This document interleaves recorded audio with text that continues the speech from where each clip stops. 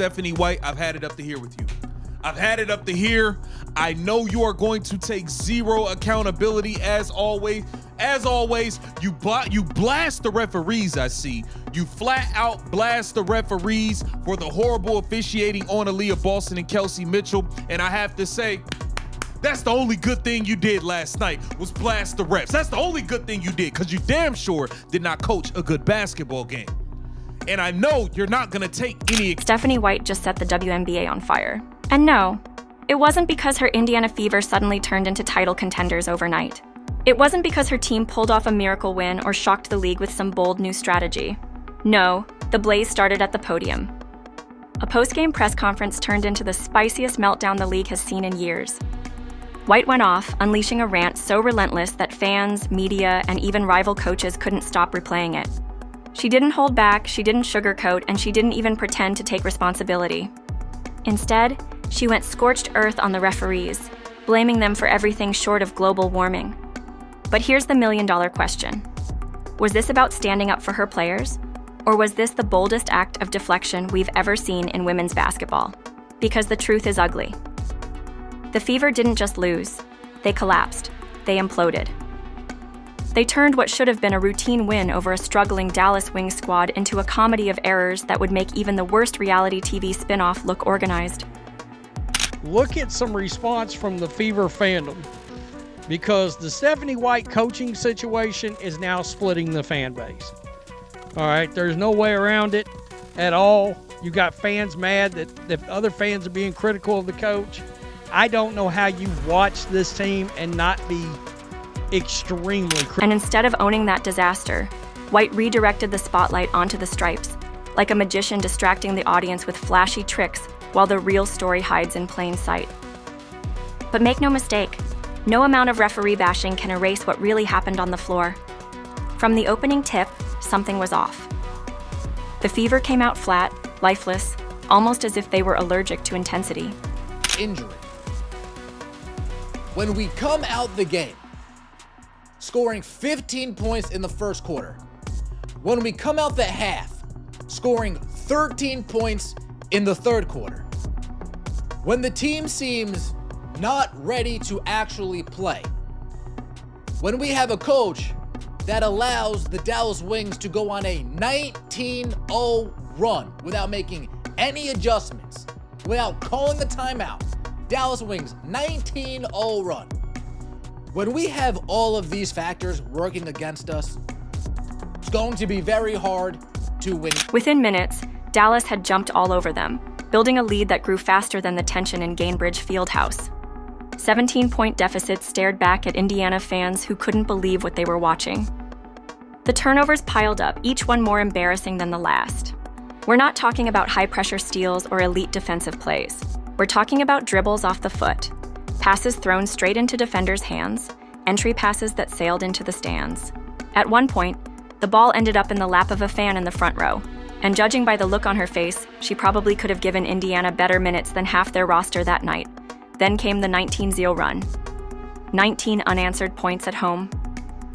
The kind of run you don't just stumble into. You have to almost willingly collapse to let it happen. No timeouts, no adjustments, no spark. The refs are not the reason we lost this game. I'm gonna tell you that right now. As piss poor and as trash as these refs have been, and how they should be getting bombed on, and how half of them should be fired and sent back to Home Depot and Smart and Final. Yeah, that's where they should be. They were not the reason we lost this game. We fell down 14 points to a team that had 8 wins on. Just the Dallas Wings, a team with barely a handful of wins to their name, turning Indiana's court into their personal highlight reel. Wide open threes, easy layups, second chance putbacks.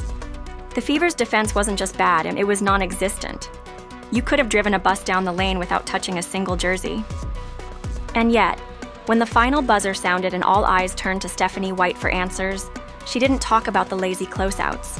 She didn't mention the missed rotations. She didn't acknowledge the brickfest of missed layups and botched free throws. No, she locked in on the referees. With the fire of a prosecutor in closing arguments, White rattled off missed calls, phantom fouls, momentum swings she swore were engineered by the officials.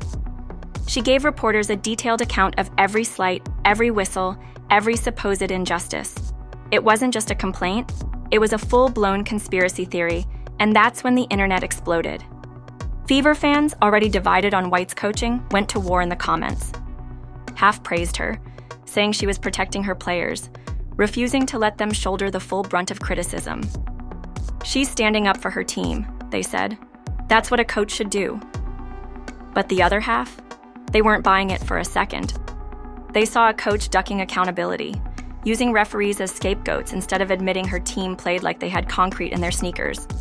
Trash, one fan wrote. You cannot lose that game last night at home. You cannot. You cannot have a 19-0 run put on you in any quarter at home by any team in the league.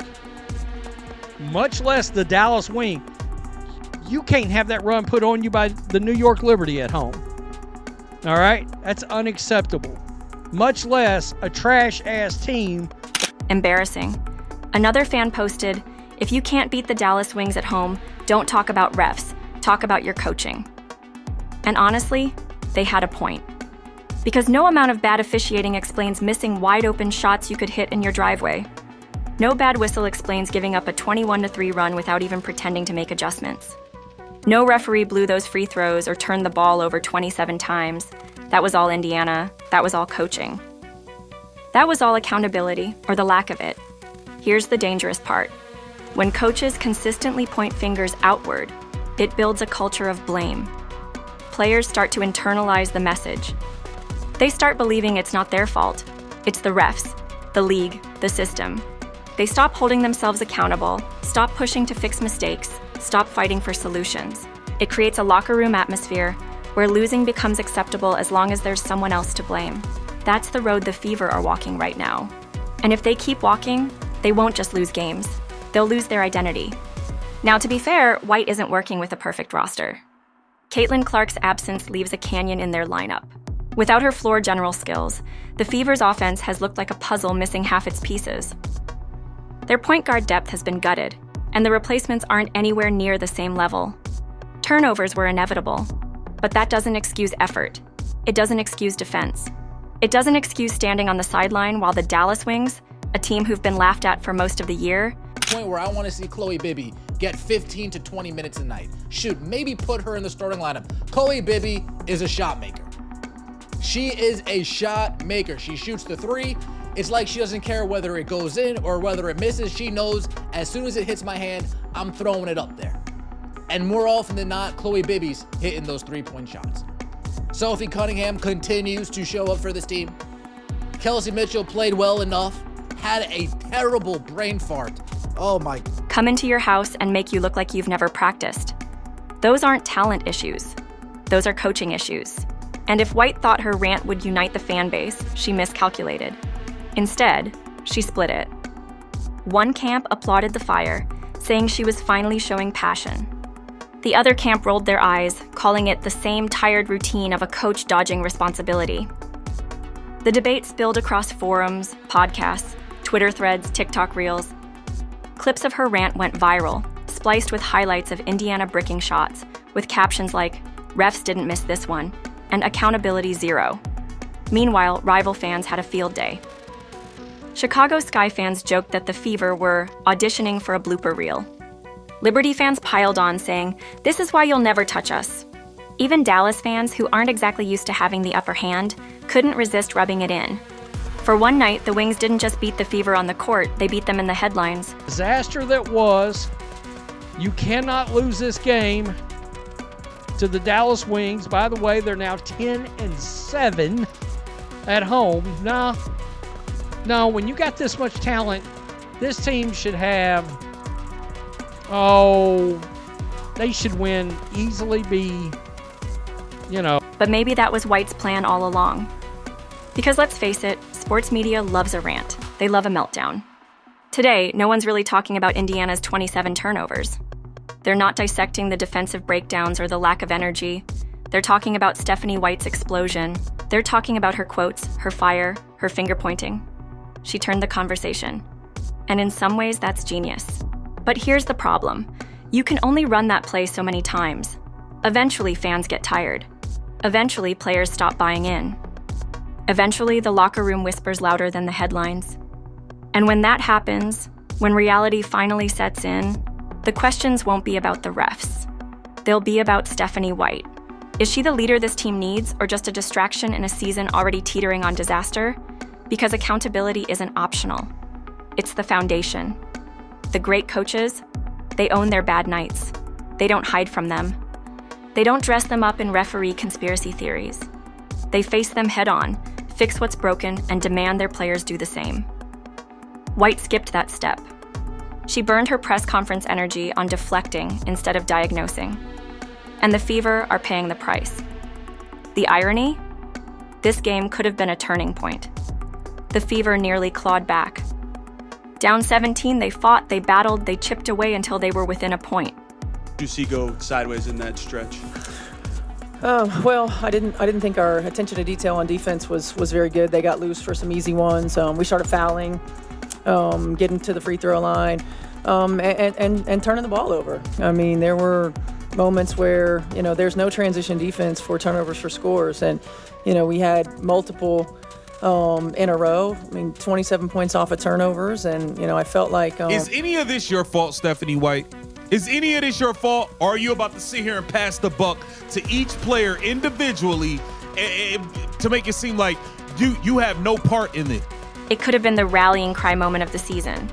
A chance to say, we almost pulled off the impossible, now let's clean it up and win the next one. Instead, it became another excuse-fueled collapse, remembered less for the fight and more for the finger-pointing. And let's not ignore the optics. Losing at home to the Dallas Wings is brutal enough. Losing while your coach blames refs is worse. But losing while your fans openly question whether your coach is throwing games? That's a crisis. And yes, some fans actually floated that theory. In a season already full of drama, it was the last thing Indiana needed. Embarrassing performance. How do you lose at home to the Dallas Wings? You lose at home to the Dallas Wings that lost to the gum on the bottom of the shoe, Chicago Sky 3 times? They lost to the Sky 3 times. You lose to the Dallas Wings? Man, stop it, man. Stephanie White is a joke. The gameplay from the door they jumped on us. Jumped all over us from the door. Nobody came out ready. We down 14 points before you blink your eyes twice. So where does this leave the Fever? At a crossroads. Keep leaning into the blame game, keep building a culture of excuses, and watch the losses pile up until the season ends in disappointment. Or take a long look in the mirror, admit the real issues, and start fixing them. It's not rocket science. Defend with energy. Take care of the ball. Hit your free throws. Stop giving away momentum with lazy execution. Play basketball the way you're supposed to. Because the referees aren't the problem. They never were. The problem is internal. The problem is cultural. The problem is accountability. And until that shifts, the Fever will keep starring in these post-game dramas where the plot never changes. The opponent might change, the refs might change, but the story? Same old heartbreak, same old excuses, same old L's. Stephanie White made herself the headline. But if the Fever don't turn it around, the next headlines won't be about her fire. They'll be about her future. So here's the final question for Indiana fans. Is this just one bad night and one bad rant? Or is this the sign of something much deeper? Turnovers A coach piled up losing like control bad of her reality team, TV spinoffs, her locker but in room, and her Stephanie's world, season. none of that mattered. Because Forget the way it poor looks right execution, now, blown blaming layups, the refs and won't lazy save her from defense. the truth. The real